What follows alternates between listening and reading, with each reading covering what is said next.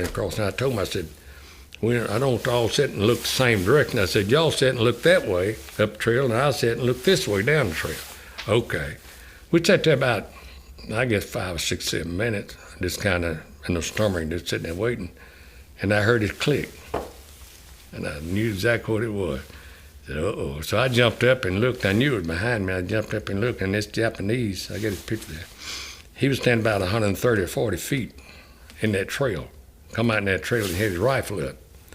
And I wheeled like that. When I wheeled, I think I knocked one of the guys upside the head. But then I wheeled that rifle out, and I shot 4 times, shot 4 times from the hip. I had to shoot quick.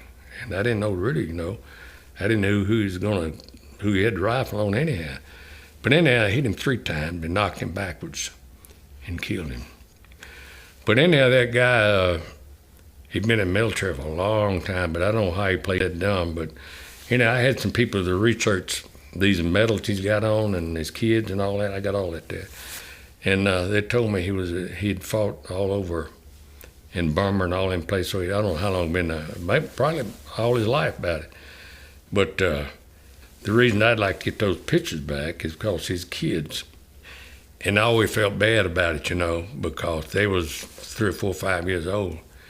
So I'd like to got them back and told them what happened to him, because they never knowed they buried him out there, and I know that nobody had dug him up. There's lots of Japanese and Americans too. The M.I.A, there's a lot of people that don't know where they disappeared. The war ain't what people thinks it is. I don't know, and most people ain't never really had experience, but it's a hell of a place to be, and it's nothing fun about it. But a lot of people thinks it is, but like I say, you're scared to death 99% of the time. Sometimes your mind gets off, but you don't never know when you're in a war zone. You don't never know when you're going to get shot.